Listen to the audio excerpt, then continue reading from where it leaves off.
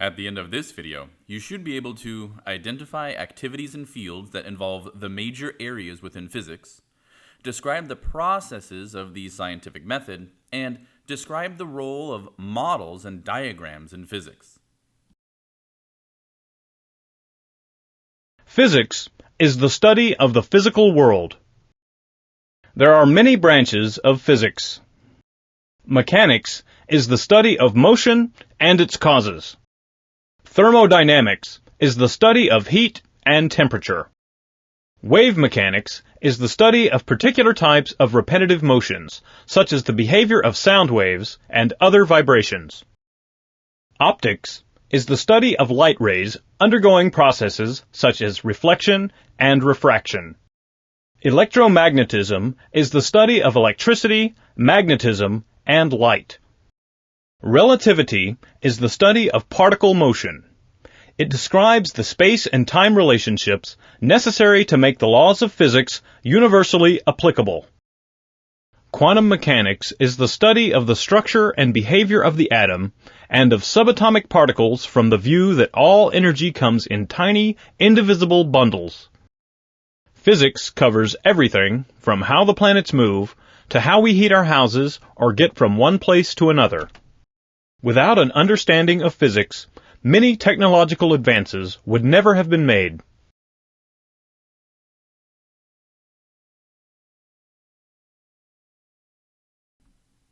Chapter 1, Section 1, What is Physics? Many people consider physics to be a difficult science that is far removed from their lives. This may be because many of the world's most famous physicists study topics such as the structure of the universe, or the incredibly small particles within an atom, often using complicated tools to observe and measure what they are studying.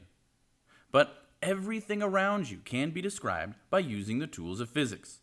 The goal of physics is to use a small number of basic concepts, equations, and assumptions to describe the physical world. These physics principles can then be used to make predictions about a broad range of phenomena. For example, the same physics principles that are used to describe the interaction between two planets can be used to describe the motion of a soccer ball moving toward a goal. Many physicists study the laws of nature simply to satisfy the curiosity about the world we live in. Learning the laws of physics can be rewarding just for its own sake. Also, many of the inventions, appliances, tools, and buildings we live with today are made possible by the application of physics principles. Physics discoveries often turn out to have unexpected practical applications, and advances in technology can in turn lead to new physics discoveries. The figure on the screen here indicates how the areas of physics apply to building and operating a car. We are surrounded by principles of physics in our everyday lives. In fact, most people know much more about physics than they realize. For example, when you buy a carton of ice cream at the store and put it in the freezer at home, you do so because, from past experience, you know enough about the laws of physics to know that the ice cream will melt if you leave it on the counter. People who design, build, and operate sailboats, such as the one on the screen here, need a working knowledge of the principles of physics. Designers figure out the best shape for the boat's hull so that it remains stable and floating yet quick-moving and maneuverable. This design requires knowledge of the physics of fluids. Determining the most efficient shapes for the sails and how to arrange them requires an understanding of the science of motion and its causes. Balancing loads in the construction of a sailboat requires knowledge of mechanics. Some of the same physics principles can also explain how the keel keeps the boat moving in one direction even when the wind is from a slightly different direction. Any problem that deals with temperature, size, motion, position, shape, or color involves physics. Physicists categorize the topics they study in a number of different ways. The table on the screen here shows some of the major areas of physics that will be described in this course. When scientists look at the world, they see a network of rules and relationships that determine what will happen in a given situation.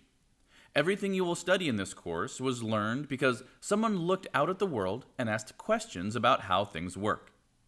There is no single procedure that scientists follow in their work. However, there are certain steps common to all good scientific investigations. These steps, called the scientific method, are summarized on the screen here. This simple chart is easy to understand, but in reality, most scientific work is not so easily separated. Sometimes, exploratory experiments are performed as a part of the first step in order to generate observations that can lead to a focused question. A revised hypothesis may require more experiments. Most scientists follow these 7 basic steps of the scientific method. First, scientists make observations. For example, paleontologists observe fossilized dinosaur remains in order to learn about dinosaurs that once roamed the earth. A scientist's observations often lead to questions.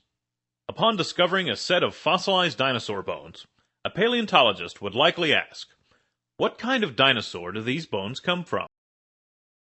A scientist often investigates a question by forming a hypothesis. The paleontologist in this example hypothesized that the bones he observed come from a type of dinosaur that had not yet been discovered. Scientists test hypotheses by gathering data that can help determine whether the hypotheses are valid or not. A test to support the hypothesis that a new dinosaur has been discovered might involve measuring many different parts of the newly discovered bones. Then these measurements can be compared with those of bones from known dinosaurs. Once scientists finish their tests, they must analyze the results. An analysis of the dinosaur bone measurements and the comparisons might show that the new dinosaur bones are either too large or shaped too differently to have belonged to any of the comparison dinosaurs that have already been discovered. Or, the test might show that a dinosaur matching the new bones had already been discovered. Finally, scientists must conclude whether the results of their tests supported the hypothesis. Let's suppose that the dinosaur bone measurement tests led to the conclusion that a new dinosaur species has been discovered. Upon completing an investigation, scientists communicate their results. Scientists often present their findings in speeches, journal articles, and books. Although the physical world is very complex, physicists often use models to explain the most fundamental features of various phenomena. Physics has developed powerful models that have been very successful in describing nature. Many of the models currently used in physics are mathematical models. Simple models are usually developed first. It is often easier to study and model parts of a system or phenomena one at a time. These simple models can then be synthesized into more comprehensive models. When developing a model, physicists must decide which parts of the phenomenon are relevant and which parts can be disregarded. For example, let's say you wish to study the motion of a ball, like the basketball shown on the screen here. Many observations can be made about the situation, including the ball's surroundings, size, spin, weight, color, time in the air, speed, and sound when hitting the ground. The first step toward study, that is, to define the system. Typically, a single object and the items that immediately affect it are the focus of attention. For instance, suppose you decide to study the ball's motion in the air before it potentially reaches any of the other players, as is shown on the screen here. To study this situation, you can eliminate everything except information that affects the ball's motion. You can disregard characteristics of the ball that have little or no effect on its motion, such as the ball's color. In some studies of motion, even the ball's spin and size are disregarded, and the change in position of the ball will be the only quantity investigated. In fact, the physicist studies the motion of the ball by first creating a simple model of the ball and its motion. Unlike the real ball, the model object is isolated. It has no color, spin, or size, and it makes no noise on impact. Frequently, a model can be summarized with a diagram. Another way to summarize these models is to build a computer simulation or a small-scale replica of the situation. Without models to simplify matters, situations such as building a car or sailing a boat would be too complex to study.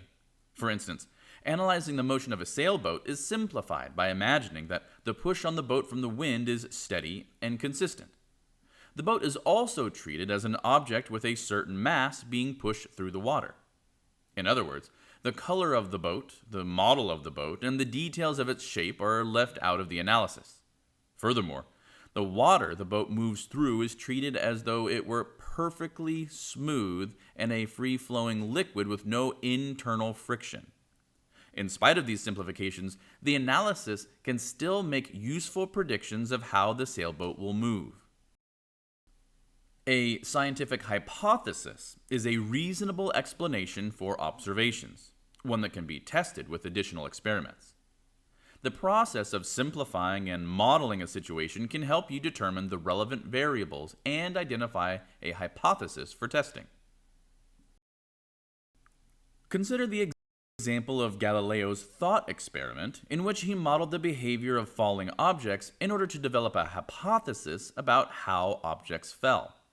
At the time Galileo published his work on falling objects, which was in 1638, scientists believed that a heavy object would fall faster than a lighter object. Galileo imagined two objects of different masses tied together and released at the same time from the same height, such as the two bricks of different masses shown on the screen here. Suppose that the heavier brick falls faster than the lighter brick when they are separate. When tied together, the heavier brick will speed up the fall of the lighter brick somewhat, and the lighter brick will slow the fall of the heavier brick somewhat. Thus, the tied bricks should fall at a rate in between that of either brick alone, as is represented in portion B on the screen here. However, the two bricks together have a greater mass than the heavier brick alone. For this reason, the tied bricks should fall faster than the heavier brick, as is shown in part C. Galileo used this logical contradiction to refute the idea that different masses fall at different rates. He hypothesized instead that all objects fall at the same rate in the absence of air resistance, as is shown in part D. Galileo performed many experiments to test his hypothesis. To be certain he was observing differences due to weight, he kept all other variables the same. The objects he tested had the same size, but different weights, and were measured falling from the same point. The measuring devices at the time were not precise enough to measure the motion of objects falling in air. So Galileo used the motion of a ball rolling down a ramp as a model of the motion of a falling ball. The steeper the ramp, the closer the model came to representing a falling object. These ramp experiments provided data that matched the predictions Galileo made in his hypothesis. Like Galileo's hypothesis, any hypothesis must be tested in a controlled experiment. In an experiment to test a hypothesis, you must change one variable at a time to determine what influences the phenomenon you are observing. Galileo performed a series of experiments using balls of different weights on one ramp before determining the time they took to roll down a steeper ramp. Until the invention of the air pump, it was not possible to perform direct tests of Galileo's model by observing falling objects in the absence of air resistance. But even though it was not completely testable, Galileo's model was used to make reasonably accurate predictions about the motion of many objects, from raindrops to boulders, even though they all experience air resistance.